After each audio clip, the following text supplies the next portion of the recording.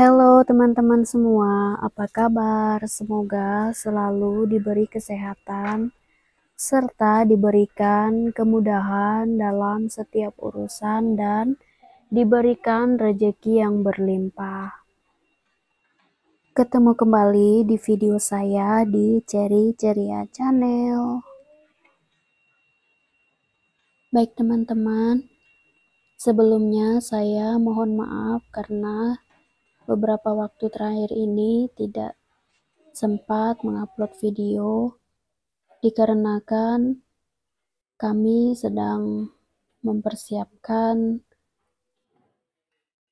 cabang usaha warung sembako kami di kampung sebelah.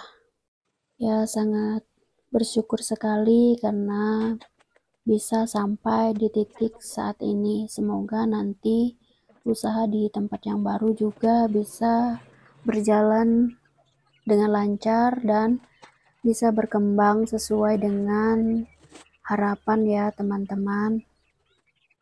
Yang namanya usaha ini pastinya kita harus tekun ya teman-teman, harus tekun, kemudian sabar dan ulet dalam menjalankan usaha tersebut supaya hasilnya bisa maksimal sesuai dengan harapan dan impian kita. Dan lanjut ke topik pembahasan kita kali ini, yaitu mengenai tips atau cara komunikasi yang baik dengan pelanggan. Komunikasi merupakan salah satu pondasi utama dalam menjalankan sebuah bisnis. Bisnis akan mudah berkembang apabila terdapat proses komunikasi baik secara internal ataupun eksternal yang terhubung dengan baik, sehingga memberikan dampak yang lebih positif antara atasan dan bawahan. Komunikasi juga perlu dibentuk untuk menjalin hubungan antara bisnis dengan para pelanggan ya teman-teman. Hal ini dimaksudkan sebagai sarana untuk mengetahui cara berkomunikasi dengan pelanggan dan menciptakan target penjualan produk yang sesuai dengan keinginan konsumen ataupun pelanggan kita. Meskipun demikian, ternyata membangun komunikasi saja itu tidak cukup ya teman-teman, jika hanya untuk menarik minat pelanggan.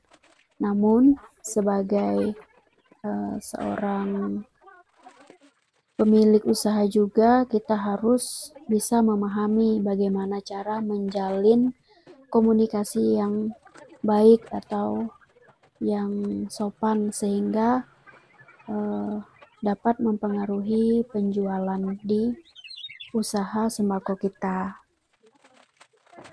Pentingnya kemampuan seseorang dalam berkomunikasi menjadi sebuah dasar dalam mengembangkan sebuah bisnis.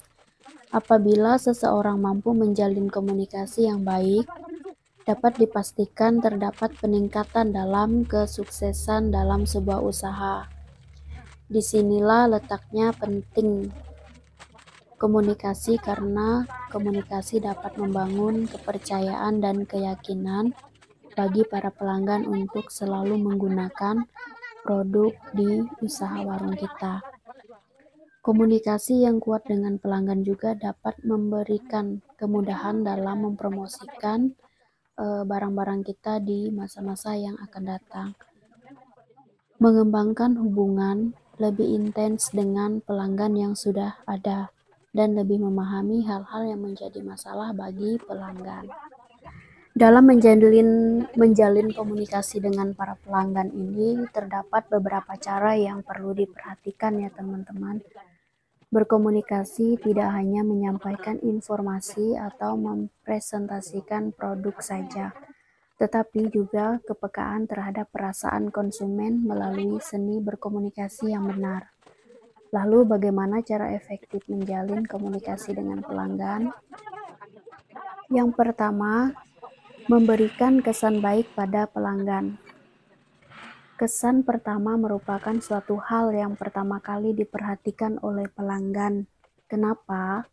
Kesan ini dapat diperlihatkan dengan senyuman tulus, pakaian yang sopan, jabat tangan yang hangat, ketepatan waktu janji, bahasa tubuh yang terbuka, jujur dan terstruktur saat bicara, dan lain sebagainya.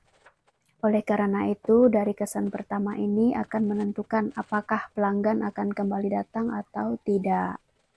Yang kedua, menebar senyuman dan menjalin komunikasi dengan ramah. Selain dengan memberikan sapaan terlebih dahulu, memberikan senyuman juga dapat membuat kesan yang ramah dan nyaman untuk berkomunikasi. Gunakan bahasa yang ramah, halus, dan sopan terutama ketika menjelaskan sebuah produk yang kita jual. Yang ketiga, membangun komunikasi personal dengan pelanggan. Penting untuk diperhatikan dalam etika berkomunikasi lebih personal dengan cara pelanggan. Selain menyebut mereka dengan sebatas panggilan seperti Pak, Paman, atau Ibu, atau Bi, dan untuk sebutan anak-anak bisa kita panggil Nong ataupun Adik kalau dalam bahasa kami ya. Dengan hal tersebut akan lebih baik jika menjalin komunikasi dengan menyebut nama pelanggan sebagai bentuk penghormatan yang lebih personal. Selain itu, pelajari juga kebiasaan pelanggan dalam melakukan pembelian, seperti metode pembelian seperti apa yang disukai oleh pelanggan. Kebiasaan dalam pembelian dapat menjadi penghubung bagi pebisnis agar lebih mudah memahami cara mana yang dapat dilakukan untuk mengawali pembicaraan. Seperti contoh, kalau di tempat saya akan menyapa terlebih dahulu ya teman-teman. Misalnya ada pendatang yang datang itu bapak-bapak. Pasti saya akan menanyakan dari jauh ketika dia sudah mulai masuk di teras rumah, saya sudah menyapa.